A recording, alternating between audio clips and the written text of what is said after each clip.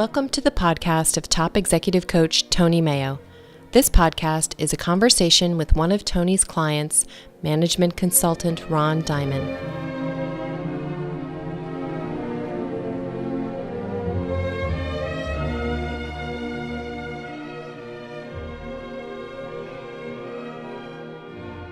All right, what's the topic? So you're working on selling. I'm selling, so I'm showing. I think I'm in the showing part of selling, show and tell. So I'm showing people value. So you've got their attention. That's capability. good. I've got their attention. I'm, trying to bring things back to what's in it for them. I really am trying to put myself in their shoes. And that's what I'm doing. So I'm rehearsing. I'm preparing, maybe a little bit more than I should. So I prepare. Maybe I over-prepare is what I'm trying to say. Yeah, I'm also skeptical of putting yourself in their shoes because that's not possible. Yeah. There's a famous essay on theory of mind, which is what we know about other people's experience, by Thomas Nagel, called "What's It Like to Be a Bat?" And the point of the essay is we don't know. There's no way to know. Yeah. We think we know a bit better about what it's like to be another person because they respond to the world the way we respond to the world, more or less. So we should be like them. Yeah. But it really bit me once. I was selling sales training, irony, and I was meeting with this fellow. He was in the exact business that I had been in for years and years. It was systems integration and high-level data processing consulting. Mm-hmm. And as he's talking to me about his concerns, I'm thinking, I know exactly what his concerns are. I had this job. I know just what he needs. Yeah. And I never got the second appointment.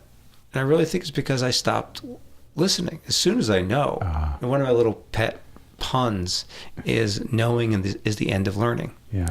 Most people think the end or purpose of learning is to know. But on the other hand, once you know, you stop learning. That's interesting. So knowing it was the end of learning on that sales call.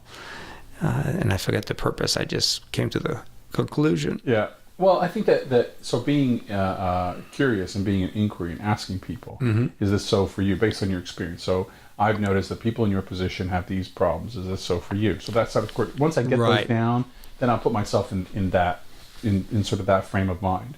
It takes too much time to do this. It's too frustrating to do that. I can never get to the bottom of this. I can't make this change happen. So, but I think you might be right that there is a danger of then stopping the inquiry and finding out. Right, because you want some bonding, some similarity. Yeah. Something else I use quite a bit is the old saw, people buy from people they like, but like has multiple meanings.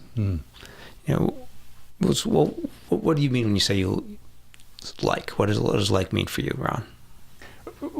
What do you mean what I like in what context? So what does it mean, the meaning of the word? Like?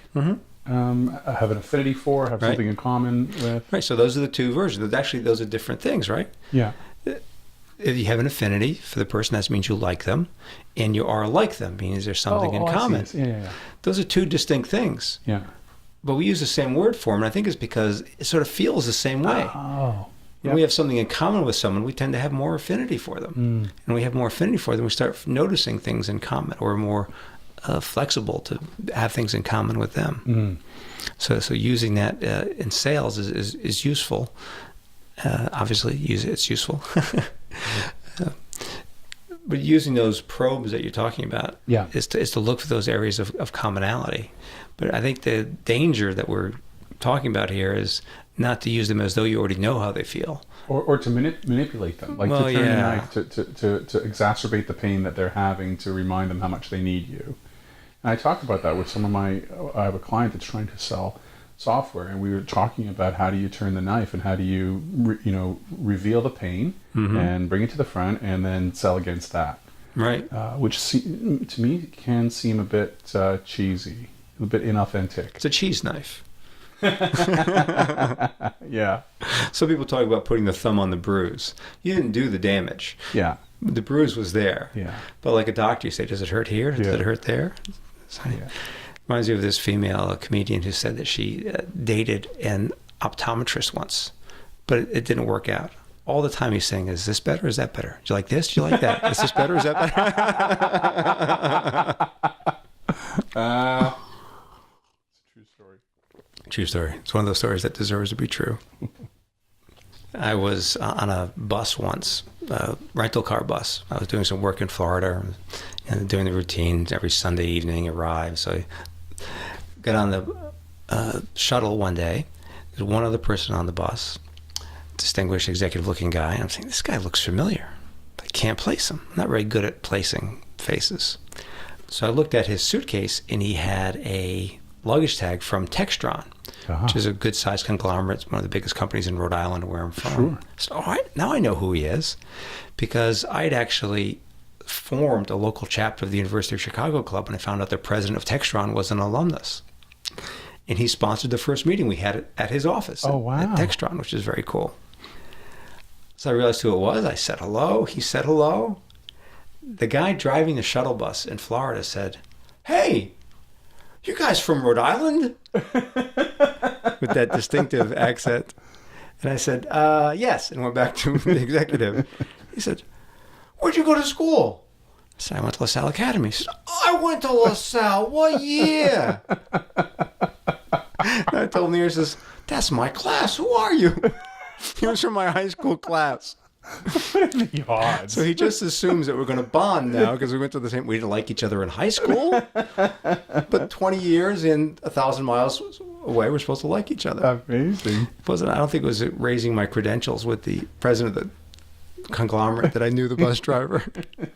At those days, I didn't know the value of showing the common touch. Right. How well you treat the waiter. Right. Wow. That's amazing. But that's why this sales guy walks in and says, "Oh, you fish. I see the marlin on the wall," or "I have kids too." Yeah. What's that story about the salesman who has 10 minutes with the executive? "Oh, you have a fish on the wall. You like to fish." The executive spends 10 minutes talking about fishing and how he caught the fish. And he says, "We're out of time. Have a great day."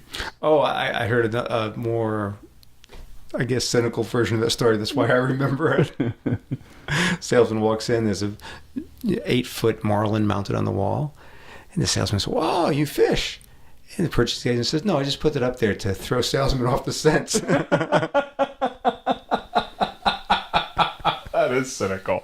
Pretty cynical. Oh, dear. I mean, I've worked with a bunch of sales folks. Some of them, very credible, CPAs and MBAs that, really understand the business problem. And others that are professional salespeople. And even in both camps, I'll find folks that are those, glad-handing, back-slapping, let's go play golf. And they're all about that, and they make a ton of money. So what's there? What is it about that? Where they're not doing what I think you ought to do to add value to a business on the P&L or the cash flow or the balance sheet. And what they do, makes them a ton of money.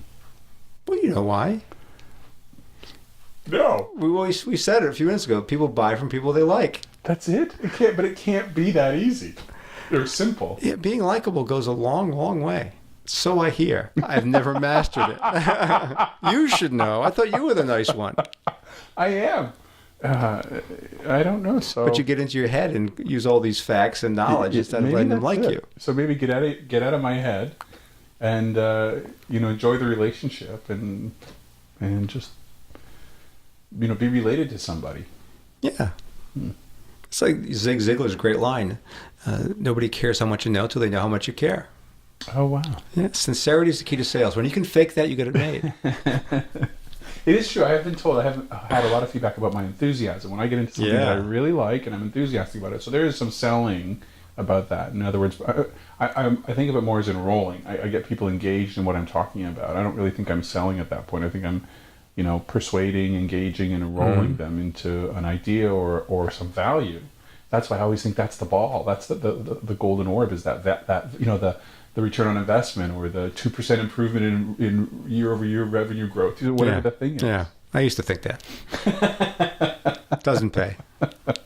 Well, one of my blog posts, I think it was my newsletter about a month ago, is my first big breakthrough in selling is when a coach helped me see that I was selling specifications to job descriptions. Someone with this job description, a CFO, should want something that did this. And she said, "No, people make the decision. People buy from people. Positions ponder and people buy." You have to get through the person. More and more, especially the brain research, makes it pretty clear. Damasio, I think, is one person who's very much popularizing this insight.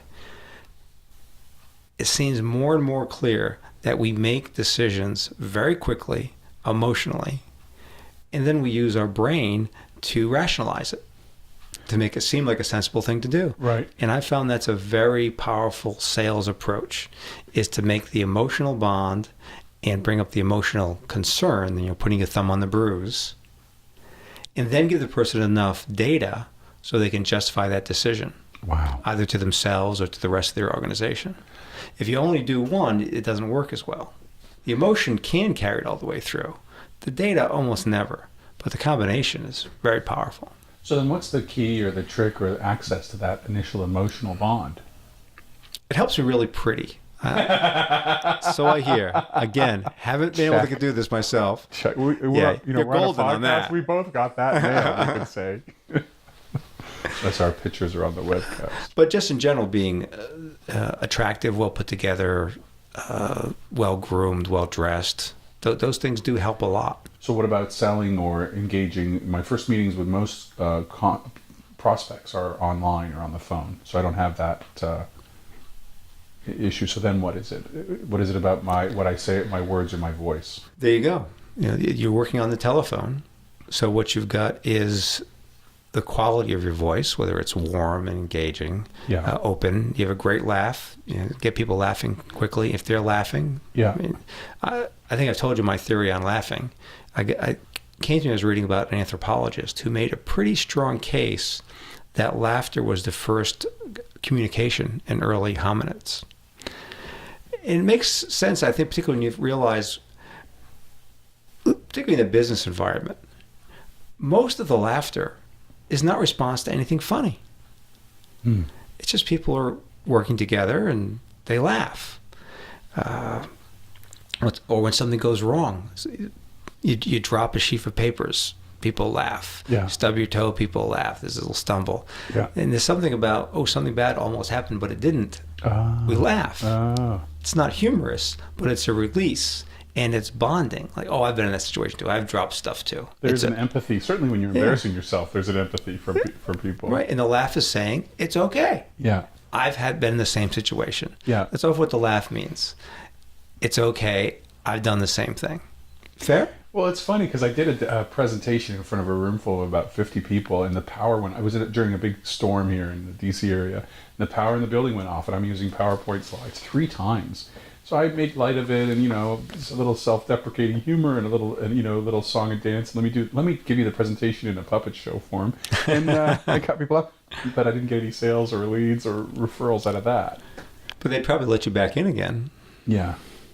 Yeah, they did invite me back. Yeah, and that's valid. That's the foundation. Without that, you can't get the rest of it. But the idea is that when we're close to each other and are interacting in this way, there's power, there's danger, things could go wrong, people could be embarrassed. Yeah. The laughter is continually reminding you, it's okay. It's safe here. Yeah. Yes, I'm close enough to grab you by the hair. I'm close enough to grab your belongings. But I won't. We're laughing. It's okay. So laughter is a big message that we're okay. So if you can get the people laughing early in the sales exchange, everybody feels okay. I also just noticed about my expectations too, where I put them about instant and immediate results. So it's also a journey too, right? I mean, some of these things can turn around pretty quickly, and some of them are months for that. Maybe the justification period or the putting the finger on the bruise period. That could take time. Yeah, and you want to be someone that you want to spend that time with. That's why some of these naturals do so well. Yeah. I know, it irritates me because I've never been a natural at sales. Not at all. I had to learn it. I have to keep my attention on it. I have to do the right things. But it goes a long way. It's something I noticed when I was selling software. The person who's most knowledgeable about the software was never, ever the top salesperson. Yeah. Oh, and the corollary is, or the opposite is, that I had a sales guy at a software company I used to work at who'd been there for 3 years come to me and say, there's 5 main packages, and he comes to me and says about one of them, what exactly does that do again? He just didn't know. Yeah. Shocking.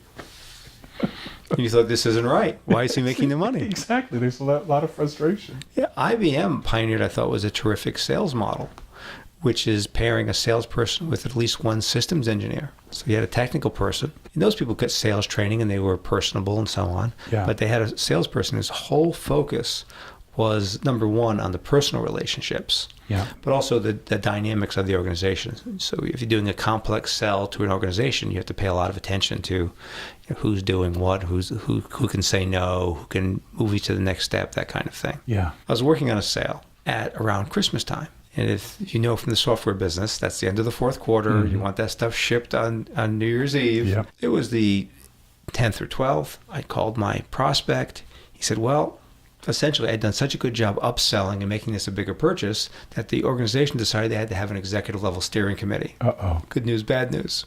And he wasn't going to be able to close right away. So I went to my sales manager, told him the situation. Of course, he says what sales managers say. Find out who's on the steering committee, find out when they meet, can you go up there and present? Went back to my cubicle, got the fellow back on the phone, started saying who's on the committee, when are they meeting? And I remember sort of projecting and seeing myself at my desk, decorated with Christmas cards, the air of good cheer and goodwill towards men, thinking, I don't want to be hammering this guy. I don't want to manipulate. Like you said, I love that word, manipulate. Get your hands on it like a tool and force it to do what you want it to do for your purposes. So I stopped. And I said, excuse me, Phil, I hope you realize I'm doing this because you've told me you really need my product to do what you want to do in your job. How does this feel for you? He said, oh, I really appreciate it. I've never made a purchase this size at this company. You're helping me think through the process. And, this is great. Keep coaching me on how to get this done. I thought, okay. That I can do. Wow. I can help him get what he wants. Yeah. But when I was trying to get what my sales manager wanted, I was like, no, I'm not that kind of person. Yeah. So I sort of shift and changing the game. Same words, but I'm sure there's a big difference in my tone of voice, my pacing, how I form the questions. I was now helping him to do something he really wanted to do. We both agreed it was important for the organization. Great. With that, you can be very intrusive, very specific. But just for my own purposes, I only go so far. Mm. Very cool.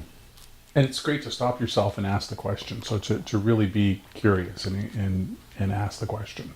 Yeah, I would say I have said many times, the biggest shift in my day-to-day life since I got into coaching and in transformation and so on is I'm no longer satisfied with my guess, my assumption of what's going on with the other person. Mm-hmm. I need to check in. Ask people questions. How does it feel? What are you thinking? What do you think we should do? That's my favorite close. Yeah. Is, well, what do you think we should do now? Yeah. People say, well, is there like a form I should fill out? Of course, the response to that is, well, only if you're comfortable. Take your time. I love that from the Sandler training. Right before they ink the contract, you take it away. You know what? I have a feeling any resistance, any question, you bring it back up. Yeah. I handed back a check for $250,000. Oh, what did you say? So I don't think you spelled my name right. No, that's not what I said. This is when I was selling stock in internetstartup.com. The college roommate of my partner was from a wealthy family. He'd put some money in to get us going. We got up, what did they call it when those .coms started doing business? There was a step. And we were online. We had a working website. We could start to take customers. Now we needed money to really promote it and scale up. So we were trying to raise some money. Went back to the original investor. It was his job to bring his father in. Of course, he was a little uncomfortable because he felt like, well, am I bringing my father's money in to bail out my own investment? A lot of conflicted feelings. Well, we arranged, my partner and I, to take this investor out to dinner. We'd had a lot of fighting over the price. There was one point, it was a dead of winter, where my partner and his friend, the investor, had a big blow up in the office over the price of the stock. Uh-oh. Where the investor yelled at him, ran out of the office. My partner followed him out into the parking lot, and they started swearing at each other so much, I had to go out there and sort of pull them apart and send the investor home. I came back inside, and someone said, well, how did it go out there? I said, well, let me put it this way. There's no ice on the driveway anymore. It got really hot out there. So what we did was we went out and I started selling smaller tranches of stock to other people to establish the price. Mm.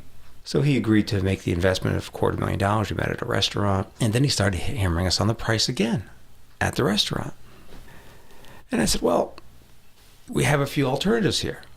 You could buy your share as we expected at this price, or I can go back to the 15 people who bought it at this price and tell them that the major investor thinks it's not worth that much and they should adjust their investment. It's like, oh, that doesn't sound like a very good plan. So well, I got their checks. What am I going to do? I got to give them back or something. And I'm not sure we'll get them again.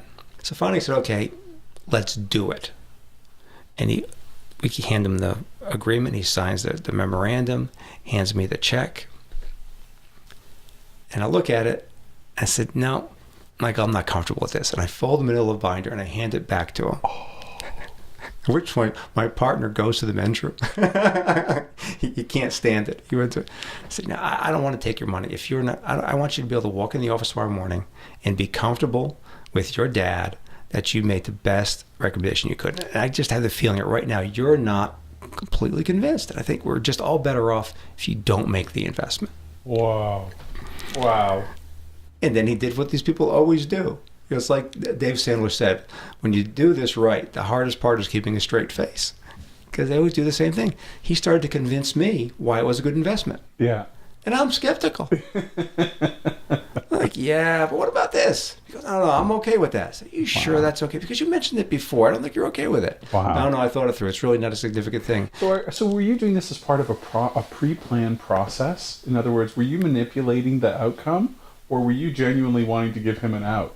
I did not want to get his check unless he was very clear that it was the best thing to do at the time. Yeah. Because I knew he would drive us nuts. Yeah. Second guessing, coming back and trying to renegotiate. Yeah, just dropping in and swearing at us and getting excited. He's Sicilian. Oh. Yeah. So, I didn't want to go through that. But now, and I was fairly confident that giving the check back, I would get it again. That I would leave with the check, which I did. Yeah. Wow. But handing back a $250,000 check is pretty intense. Yeah. Amazing. But it has to be okay with them. And it's important that they actually say these things. This is another part of not just assuming or using your own wonderful experience and insight to know what they're thinking. Yeah. I had a great sales manager who said it doesn't count unless the prospect says it. Yeah, I say that a lot too, and I completely agree with that.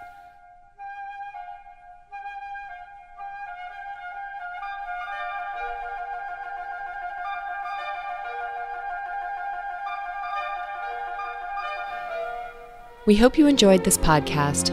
More information is available at tonymayo.com. We appreciate your comments, suggestions for future topics, and, most of all, stories of how you applied the coaching. Our email address is podcast@mayogenuine.com. This podcast is the property of top executive coach Tony Mayo, copyright 2011.